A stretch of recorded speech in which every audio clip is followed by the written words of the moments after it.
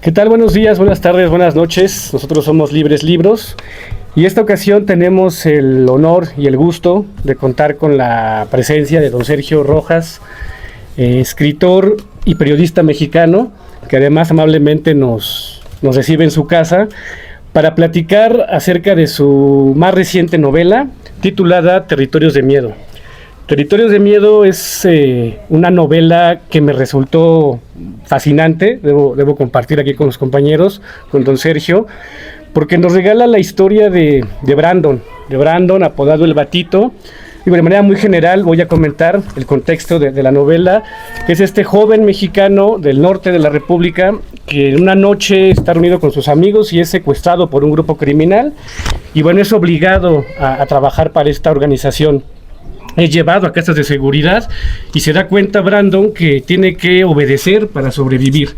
Y es en este escenario, que ya dice mucho, donde se desarrolla la historia de este joven, las aventuras y desventuras de este personaje que nos va contando don Sergio en una novela que resultó, para mi gusto, muy apasionante, porque es un tema fuerte, es un tema muy fuerte del que trata, pero le hace de una manera magistral, y entonces nos permite comprender también desde otra perspectiva un fenómeno doloroso en México, como lo es la desaparición forzada de personas, que tristemente pues es un tema vigente y es el tema de fondo de esta novela. Antes de darle la palabra a don Sergio, ahí me gustaría comentar también que me llevé una muy grata sorpresa al leer esta novela, porque el primer capítulo, don Sergio nos regala una escena muy fuerte de un grupo de mujeres buscadoras, de madres rastreadoras. Este primer capítulo nos regala don Sergio esta imagen de este grupo, donde va la mamá de Brandon, del Batito, y pues van buscando, ¿no? Ya tienen... Digo, es feo, es fuerte decirlo, ya tienen experiencia en esta tarea y van palpando la tierra. Entonces, en estas primeras escenas de la novela, yo creí que íbamos a encontrarnos con la visión pues de la familia, de estas víctimas en los grupos organizados como buscadores, que iba a ser ese, digamos, el centro de la novela, porque así inicia, ¿no?, con estas escenas. Y en el segundo capítulo y el resto de la novela, básicamente lo que vemos y lo que nos narra don Sergio es la visión de Brandon, es decir, de la víctima directa de la desaparición, y entonces entramos a ese mundo que a él le toca vivir, de tener que trabajar contra su voluntad para un grupo criminal y entrar en el limbo de la desaparición, que es algo muy complejo porque el joven nunca es presentado ante autoridades competentes, no le puede comunicar a su familia que está vivo y que incluso está percibiendo un salario por sus actividades. Entonces entra en este limbo de la desaparición, y a mí eso me gustó mucho, me sorprendió de la novela esta parte de conocer la historia desde la visión de la víctima directa, que en este caso es Brandon, y la serie de compañeros y jóvenes que él va encontrando en el camino, que también, como él, pues la mayoría está contra su voluntad recluidos. Entonces es una gran historia, y además hay que decirlo antes de darle la palabra a don Sergio, pues que está basada en testimonios reales, ¿no? Entonces eso, cuando uno sabe ese detalle y la está leyendo, pues se hace más fuerte, más intensa la lectura de esta gran novela. Y pues sin más, don Sergio, muchas gracias por recibirnos y le damos la palabra. Cómo no, muchas gracias. Gracias, Paco, gracias Jorge Antonio, y gracias Aldo Fabián por estar aquí conmigo, ¿no? Así es, la historia trata del levantamiento de Brandon, este chico de una familia de un pueblo de Sonora, un pueblo como cualquier otro, un pueblo nuevo, que es el más común de los nombres para los pueblos en la República, y trata de la situación de los adolescentes y de los jóvenes en México, cómo son levantados. Es una realidad muy cruda, pero que se sigue viviendo. Empezó más o menos como por 2009, cuando la famosa guerra contra el narco que había declarado el presidente Calderón, que no era tal, era la defensa del territorio que se le había franquiciado a un cártel del noroeste, y básicamente, y era la defensa de esos territorios, de sus territorios, por eso se llama la novela Territorios de Miedo. Es el reclutamiento de estas personas que allá por ese año 2009, según datos del Consejo Nacional de Población, la migración de personas, de jóvenes, sobre todo ¿cómo se dice? De mano de obra. De mano de obra hacia los Estados Unidos estaba compuesta por jóvenes. Al año migraban, se los digo con conocimiento de causa porque yo trabajé ahí en el CONAPO, alrededor de 450 mil jóvenes, la mayoría jóvenes, hacia los Estados Unidos. Pero curiosamente, cifra que molestaba mucho al que se revelara, porque el presidente Fox decía que guardáramos esa información, que no teníamos por qué darla a conocer, porque esa información a él le causaba problemas, debido a que la oposición utilizaba la información para estarlo golpeando. Y bueno, nosotros decíamos, es que es una realidad que no se puede esconder. Así que dejamos de difundir eso por instrucciones superiores, pero no casualmente, sino notoriamente, el índice de jóvenes empezó a bajar. Es más, de migrantes empezó a bajar. Resulta que llegó un punto entre 2010 y 2011 que ya no se iban los migrantes hacia los Estados Unidos. ¿Por qué? Pues porque se estaban quedando en México, o porque eran levantados, o porque eran reclutados por el crimen organizado, y porque aquí tenían pues ya la garantía de un empleo, ganando, ¿qué les diré? 10,000 pesos mensuales, que para alguien que no tenía ningún oficio, ninguna preparación, pues ya era más que suficiente, ¿no? Y además pasaba otra cosa. Se estaban regresando los migrantes que se habían ido porque querían formar parte de algún cártel, de alguna organización criminal.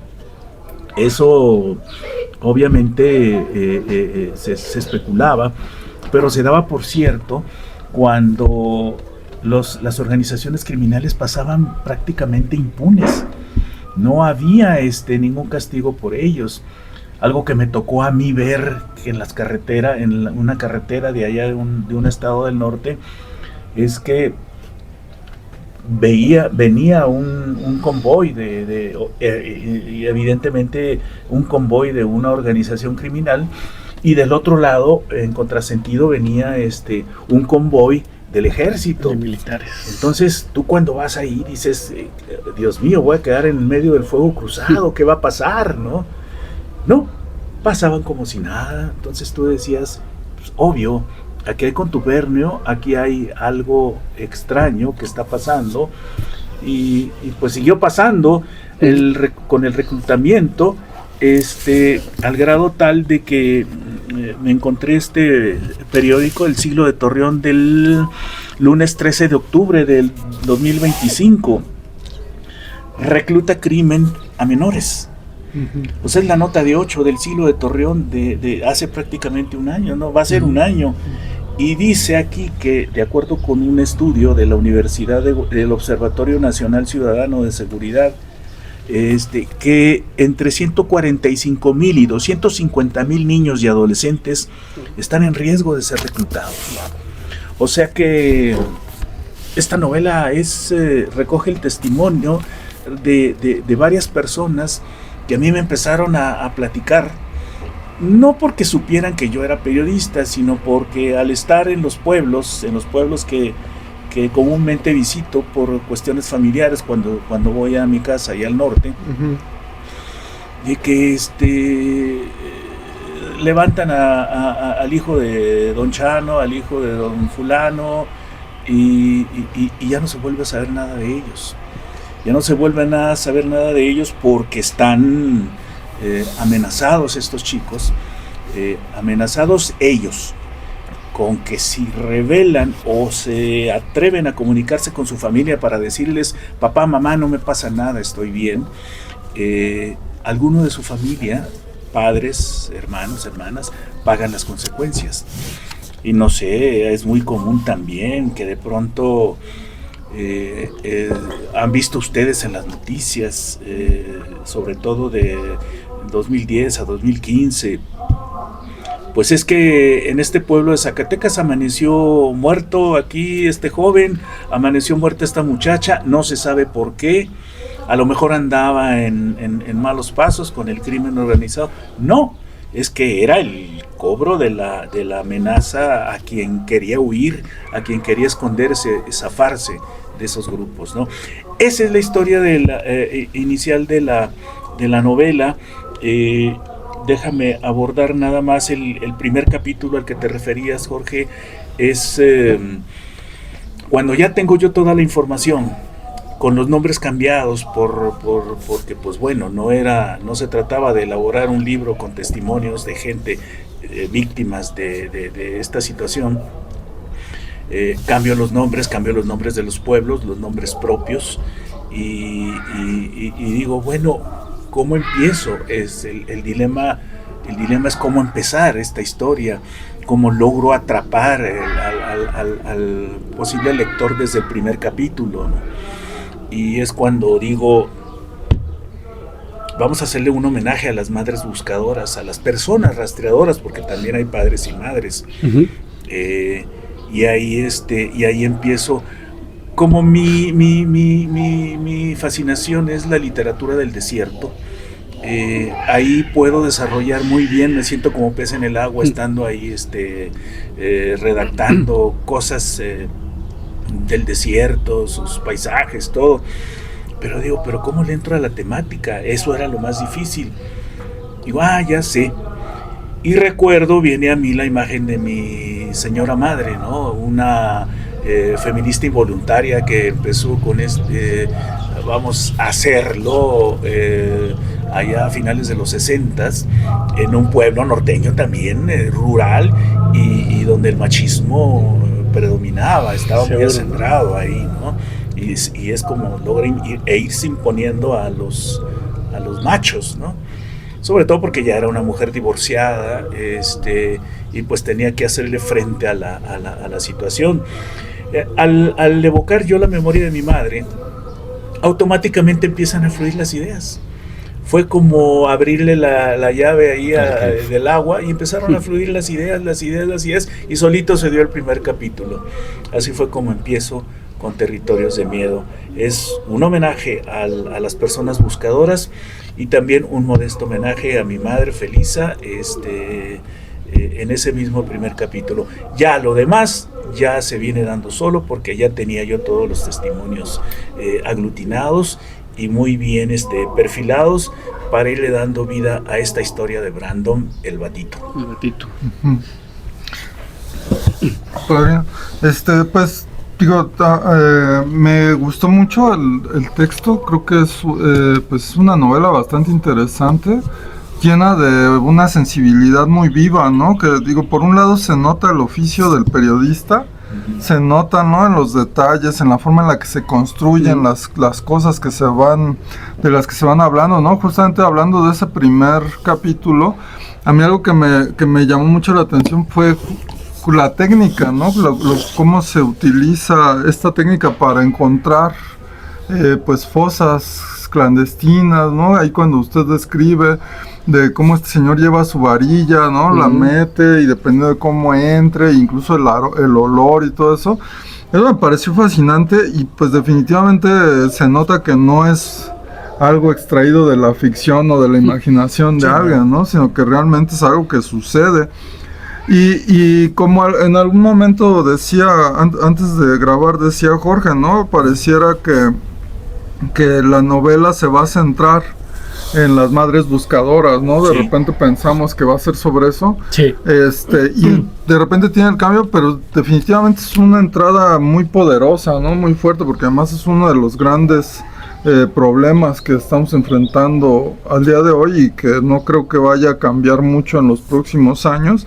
Entonces, tristemente, ¿no? Definitivamente esa parte le da mucho punch, ¿no? Al inicio de la novela, y la historia que nos va narrando, ¿no? O sea, digo, se nota el oficio del periodista, se nota en esas descripciones en la historia, pero la forma en la que se construye, digo, definitivamente sabemos, ¿no? Yo creo que todos podemos entender que es algo que pasa en la vida real, pero la forma en la que se construye la épica también es bastante interesante, ¿no? Los personajes, la forma en la que hablan, las historias, sí, todo eso siento que se sienten muy frescos, ¿no? Muy reales, que en algún momento sí te pones a dudar si realmente estás leyendo una novela o estás leyendo una construcción, una crónica de lo que sucede, ¿no? Que a mí particularmente eso me gustó muchísimo del texto. Definitivamente pues creo que es un texto que es necesario, ¿no? En nuestro México, y que digo, ojalá que pueda llegar a mucha gente, ¿no? Que ahorita platicamos de eso, ¿no? De las posibilidades para adquirirla. Y pero a mí, lo digo como una primera intervención, a mí eso es algo que me gustó mucho del texto de la novela y que definitivamente creo que la hace muy recomendable, ¿no? Sí. Bueno, muchas gracias, don Sergio, por estar aquí. Además es un honor. Siempre que leemos un libro que nos gusta, no te imaginas poder platicar con el autor, ¿no? Es un privilegio. Y yo estoy muy contento, muy emocionado de estar aquí. Y yo quiero recomendar esta novela. Ya dijeron, ¿no? Como de toda esta materia prima con la que se construyó, que es investigación, que es años de lectura, años de conocer la realidad. Pero voy a hacer una analogía, una metáfora, ¿no? Es el barro, y de repente la novela es construir el jarrón, ¿no? Y ahí hay una maestría, ¿no? De escritor, ¿no? Hay partes bellísimas, ¿no? Porque justamente la novela juega, me parece que con dos aspectos muy importantes. Primero, la vida, que es la juventud, ¿no? Que es el batito, un chamaco de 17 años, moreno, grande, como son los chamacos de 17 años, ¿no? Y al mismo tiempo, pues este infierno, ¿no? Que es la sociedad, que va a destruir justo eso, la vitalidad, los sueños y el amor, ¿no? Y entonces hay un duelo constante a lo largo de toda la novela entre el amor, ¿no? como salvación, que después amor a sus padres, amor a la vida, amor a la compañera, a la pareja, otra jovencita, y al mismo tiempo este infierno que como que te va arrinconando, ¿no? Y te va llevando a un callejón sin salida, ¿no? Que es el narco, la corrupción, la pobreza, y que nos da un panorama, a mí me parece, profundo, y ahí creo que la novela siempre logra captar profundidades emocionales que el trabajo académico no, que cierto trabajo no llega, ¿no? Por ejemplo, el romance entre ellos, ¿no? El actuar, a mí me recordó mucho pues estas traiciones que se nos es muy fácil, ¿no? Cuando somos preparatorianos o secundarios, ¿no? De engañar, o que nos engañen, o traicionar una amistad, y que afortunadamente cuando nosotros hicimos eso, que no quiero decir que yo lo haya hecho muy seguido. No es una confesión. No es una confesión, pero no pasaba de pelearte con un amigo, ¿no? De perder una amistad, de perder un amor, un cariño, una pareja. De no hablarte un rato. Sí, de dejar de hablar un ratito y luego volver. Y aquí, o sea, ser joven te cuesta la vida, ¿no? Querer amar te cuesta la vida, querer ser libre te cuesta la vida, y un montón de cosas, ¿no? Y no nada más es el batito, sino los otros jóvenes, las mujeres. Hay una descripción también muy profunda, sociológica, yo creo, de una joven en un pueblo con pocas oportunidades, ¿no? Y todo eso con unos episodios muy bellamente escritos, ¿no? O sea, ahí demuestra, don Sergio, pues que estamos ante un gran escritor de novelas, que logra captar la atención, que logra conmover, ¿no?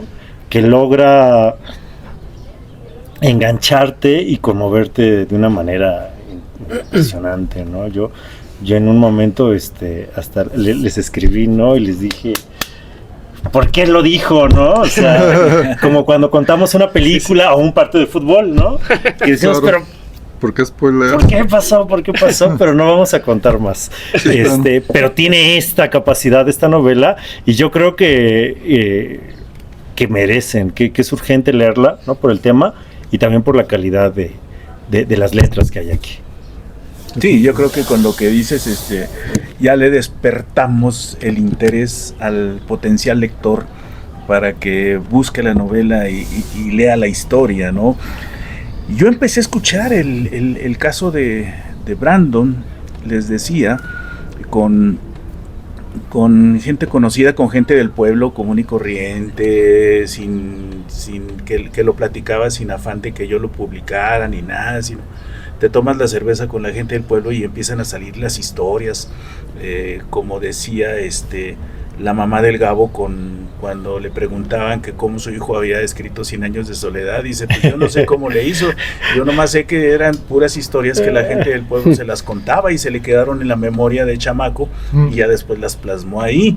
Bueno, yo no esperé tanto tiempo porque la situación lo ameritaba y le empecé a dar seguimiento también a qué hacían esos chicos del cártel que de pronto irrumpían en la cotidianidad del pueblo, de los pueblos rurales del norte, con sendas camionetas de alta gama, muy bien vestidos, sombrero tejano, botas, no se diga, y sus M1 aquí en la entrepierna, y pasaban y vigilando las calles del pueblo. En fin, yo dije, bueno, estos cuates ¿a qué se dedican? Y preguntándole a la gente de un pueblo, de otro pueblo, me decían, hablando en concreto del cártel del Pacífico, le llamo yo del Pacífico, bueno, es que ellos son los que cuidan el orden aquí en el pueblo, en los pueblos ellos son los que cuidan el orden.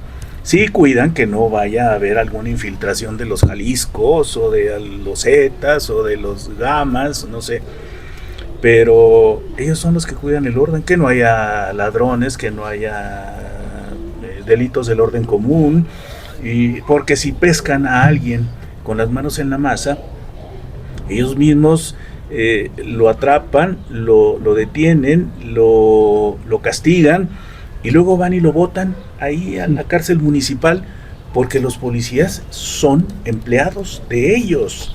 Ellos nada más están ahí para cumplir las órdenes. Organizan un retén aquí, quién entra y quién sale, aparte de mis halconcitos, porque yo debo de estar al pendiente de todo. Quién entra y quién sale, y a qué vienen al pueblo y todo eso, ¿no? Entonces, así fue como me di cuenta qué era lo que empezó a hacer el batito, como le llamaban, a Brandon, el personaje de la novela, qué era lo que hacían estos chavos todos los días, cuidar el orden y detectar quién es el culpable, o si había violencia familiar, castigar al tipo que se emborrachó y al punto cohete llegó y golpeó a la mujer, también a ese lo castigaban. En fin, todo eso, ¿no? Las historias de la gente de ahí. Y bueno, había también chavos que se reclutaban por sí solos al cártel, porque ya sabían que no les iba a pasar nada. Acuérdense del caso del Chueco, ¿cómo se llamaba el pueblo? Cerocahui, en Chihuahua, en 2022, en marzo del 2022, que tras un partido de béisbol,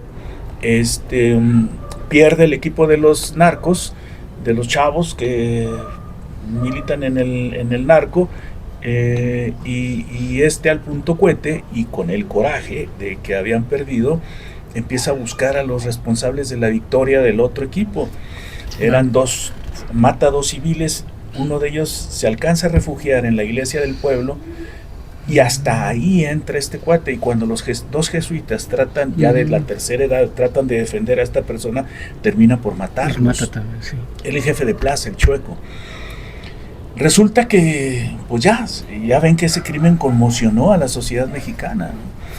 Y la autoridad ahí, como ya debieron darse cuenta de cómo están las cosas ahí, las aguas ahí en cuanto a la relación entre autoridad y crimen organizado, le dan la orden a la organización de que les entreguen al chueco para castigarlo y que la gente, la sociedad nacional viera cómo imperaba todavía la gobernanza, el orden en las instituciones. Pero resulta que este cuate no se resiste. No, yo no me voy a entregar, y se mete más a la sierra y al año aparece muerto. Pues no te quieres entregar, pues te vamos a matar, y lo matan y aparece muerto en Sinaloa, allá en la sierra. Porque están pactadas las cosas, ¿no? Así es esto, y eso es lo que nos lleva lo que lleva a estas personas a decir, bueno, pues yo me enlisto en las filas de la organización criminal para no tener que irme a lavar platos al otro lado. Total, aquí gano también bien, visto bien, y puedo pasármela campechanamente, sin temor a que me vayan a meter a la cárcel, porque todos están coludidos a final de cuentas, ¿no? Eso es por esa parte lo que pasaba con la impunidad, y como en toda historia de este tipo de organizaciones criminales, les platicaba que también hay un rancho, también hay pollitos, que los tocó, que el símil lo abordo con Brandon cuando se resiste a huir, cuando llegan los sicarios a la plaza por ellos y lo quieren atrapar. Sus compañeritos salen corriendo de la plaza y él no. Su estatura le permitía, porque bueno, esa es la percepción que tenemos, y muy válida y muy cierta, de que las personas altas son muy nobles, son muy francas, son muy tranquilas. Y dice, a mí no me va a pasar nada, me quedo aquí sentado en la plaza, no he hecho nada, me siento, no corro, yo no hice nada. Y pues no, pues resulta que iban por él. Y aparte de él, si podían agarrar a otro más, pues mejor, ¿no? Entonces lo atrapan, se lo llevan al rancho de Ventura Verón, pero además con el símil de los pollitos, con el parecido de los pollitos, de que cuando él decía, ¿por qué no corrí? Y se acuerda de cuando su mamá le decía, vete al corral, tráete un pollo para hacerlo caldo y comer aquí todos. Y decía, para mí era muy fácil agarrar los pollos, ¿no? Y eso fue lo que hicieron conmigo. El pollo sí quería huir, pero yo no. Y así les llaman en las organizaciones criminales a los levantados, los pollitos. También ese símil está ahí. Hay muchas cosas que yo escribí antes de que se supieran, o que se supieran. El rancho Izaguirre.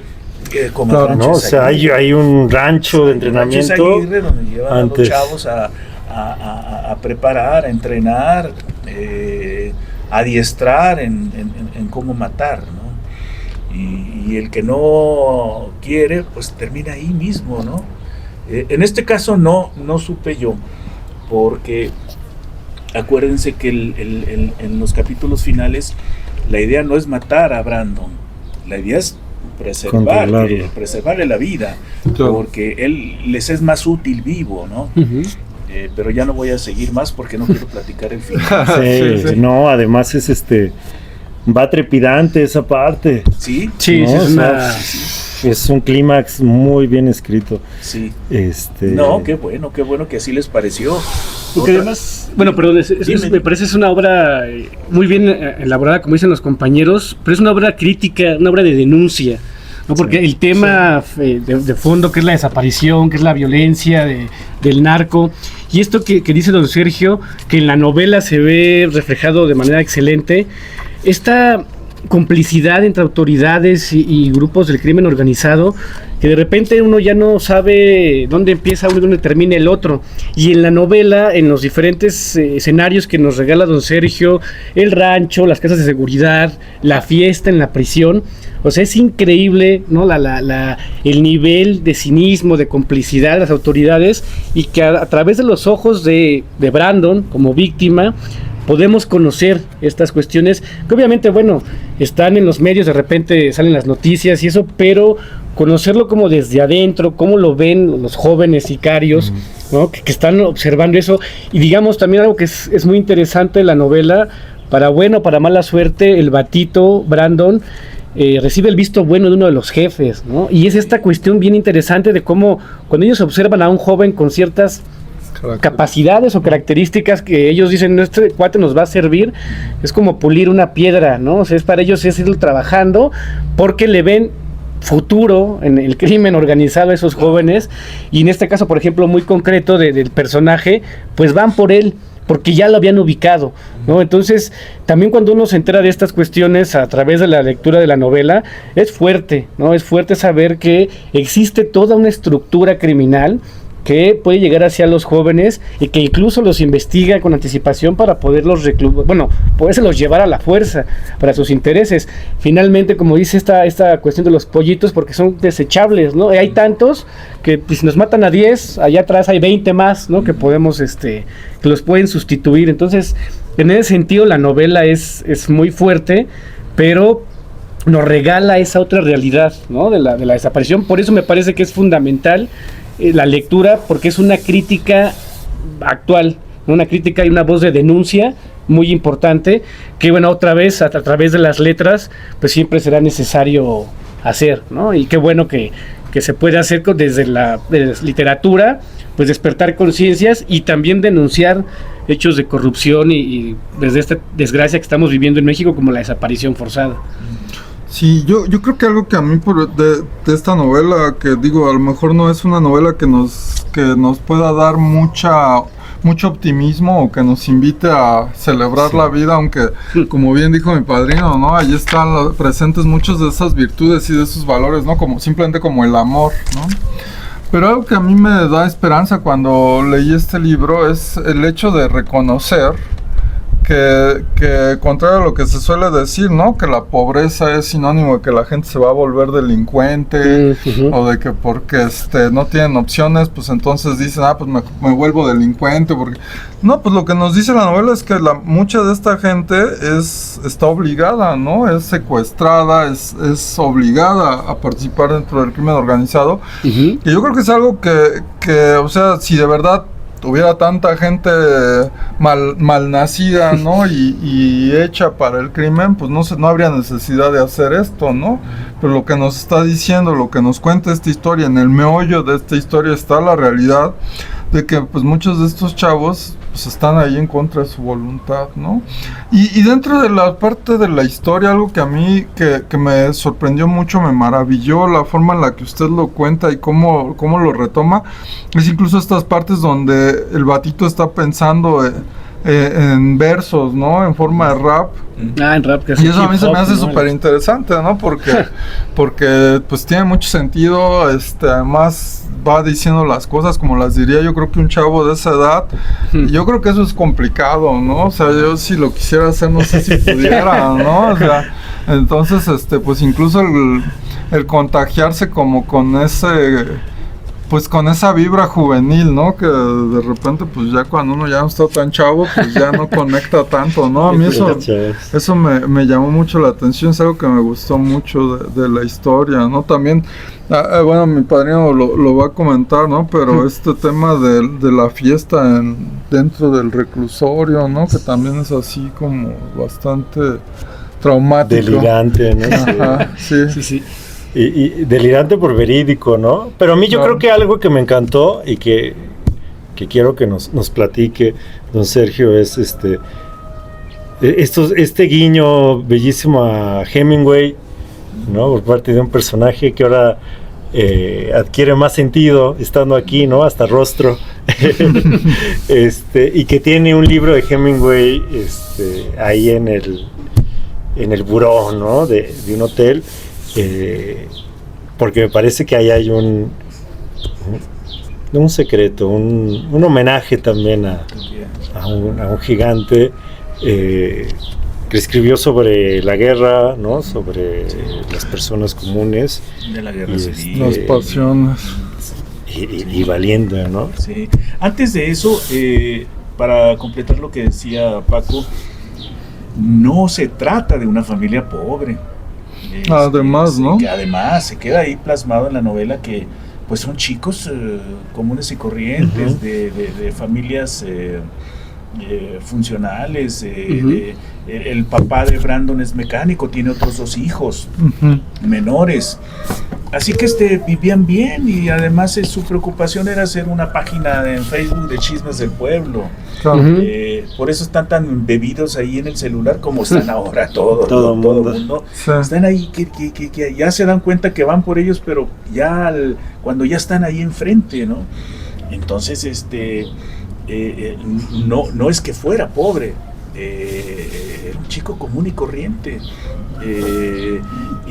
Incluso cuando ya se llevan a Brandon, va Lorenzo con el oficial que estaba ahí de guardia, una persona indolente que incluso estaba en el sanitario ahí 1 hora y tuvo que esperarlo para denunciarlo, y cuando lo denuncia, pues el tipo se carcajea o lo toma muy de forma irónica, ¿no? Y todo, ¿no? En fin, así que porque eso fue de lo que yo me enteré. No, aquí no era un asunto de la pobreza, es que pobres o media o clase media, en fin, de todos modos se los llevan. Si alguien les cuadra el ojo, de todos modos se lo llevan. No necesita.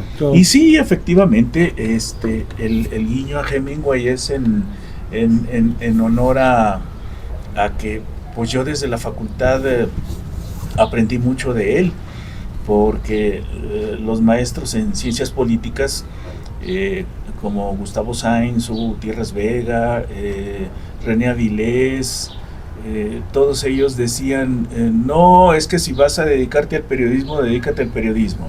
Si vas a dedicarte a la literatura, dedícate a la literatura.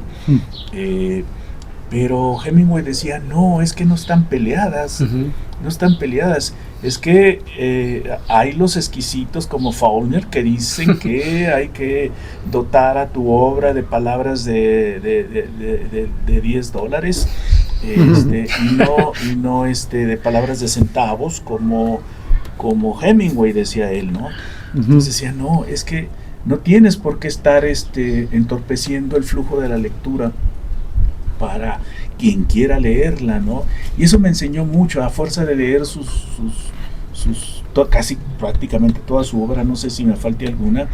Dije, es tan sencillo nada más compenetrarte con los personajes y decir, bueno, si estoy hablando de un jovencito de 17 años recién cumplidos que ya está en el cártel, y quiero que lo lean jóvenes, pues tengo que saber qué le gusta a los jóvenes, y es ahí donde empiezo yo a meterme con el rap. Bueno, si a los chavos de ahora les gusta el rap, pues vamos a hacer lo que este cuate, pues ya de entrada, ya entrar gastos, piense, se entretenga, se distraiga, o lo tome como una válvula de escape y de resignación al mismo tiempo, porque pues si aquí voy a estar, yo ya no tengo de otra, pues empiezo a bromear acerca de las personas que están ahí en la fiesta del reclusorio, ¿no? Y ya volviendo a lo tuyo, Fabián, que es una fiesta en un reclusorio como las ha habido, no sé si ahora, pero en aquel entonces, porque la novela, vamos, empiezo yo la investigación como por 2012, 2013, y bueno, ya por cuestiones de actualización ya le pongo fecha más reciente, ¿no? Pero sí, hubo personajes ahí involucrados de la política nayarita que incluso terminaron en la cárcel. El gobernador, me parece que se apellidaba Sandoval o algo así, el procurador que lo atraparon en Estados Unidos, hablábamos de eso, y bueno, esos ya están fuera de circulación porque están en la justicia norteamericana. Si estuvieran aquí, júralo que andarían de chilitos fritos para arriba y para abajo como si nada hubiese pasado. Entonces sí, ahí en la sala celda VIP, recurro a mi imaginación para ver cómo cómo era la fiesta en un reclusorio donde donde eres bueno, en este caso el personaje, es el consentido de los reclusos, porque les organiza comidas, porque les da donativos, y hasta lo quieren o lo candidatean para presidente el día de su cumpleaños. Una forma de burlarnos de la situación que estamos viviendo, de la que somos víctimas, ¿no? Claro. Y sí,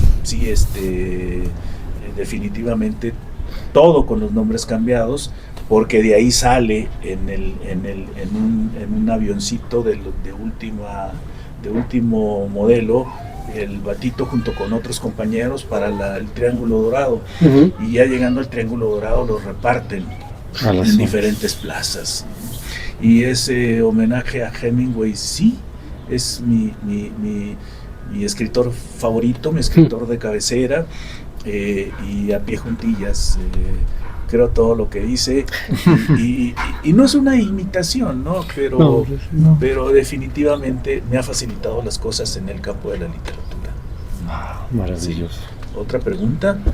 Pues, luego ya para cerrar un comentario, pues muy recomendable la lectura de esta novela, ¿no? Insistimos en que es un tema vigente y tratado de manera magistral por don Sergio. Reiterar que la historia, como ya nos comentó, pues es elaborada a partir de los testimonios, de las historias que él fue recogiendo, y que, bueno, a partir de los nombres cambiados, que también hay unos guiños ahí interesantes a ciertos personajes reales, sí, ¿no? El presidente Peña, el Chapo por ahí y otros, y que, bueno, finalmente son nombres de personajes que están inmiscuidos o estuvieron inmiscuidos en la política nacional y pues son responsables de muchos sucesos, ¿no? Que, como dije antes, la novela también nos ayuda a entender esta parte de la complicidad entre autoridades y bueno, los grupos criminales, ¿no? Al punto en el que ya no se sabe dónde empieza y termina otro. Sí. Y en esa descripción de la fiesta en la cárcel, pues es donde creo que se lleva al extremo esa complicidad y ese cinismo.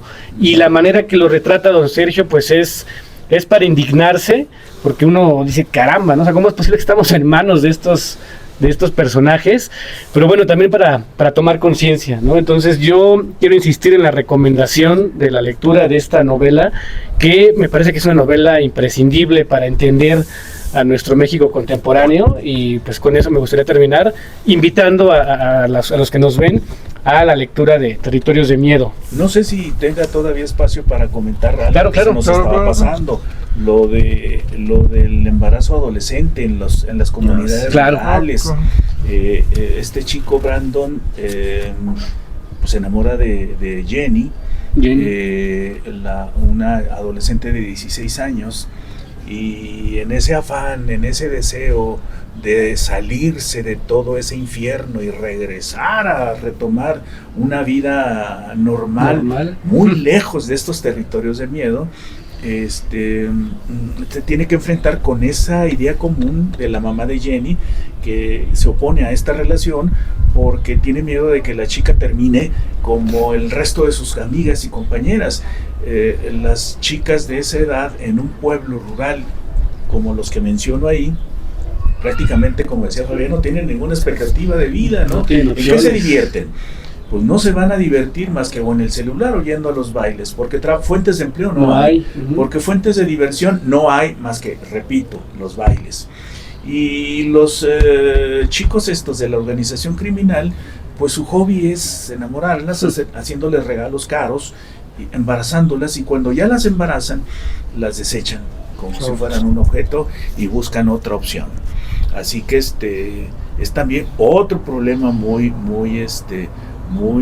de moda, muy doloroso, muy recurrente, que está pasando con estas chicas en los pueblos. Sí, porque es consecuencia precisamente de esta situación, ¿no? O sea, uno pensaría nada más en las víctimas quizá directas, inmediatas, que igual son muchas y es terrible, pero precisamente pues esta consecuencia del embarazo adolescente, pues como bien dicen, son chicas que no tienen opciones de vida, terminan la secundaria con broncas porque ni siquiera hay escuelas de preparatoria, y no pensar en la universidad, y tampoco hay fuentes de empleo. Entonces sí es una situación bastante grave, y es consecuencia de esta terrible ola de violencia, de corrupción, ¿no? A la que hemos llegado en México, y que precisamente se refleja ahí en la novela, pues esa pincelada muy triste de nuestra realidad, ¿no? Porque que además como es porque la mamá es dejada por un migrante, ¿no? O sea, se refleja circular, ¿no? Sí, ese círculo vicioso, terrible de la realidad. Muy bueno. Sí,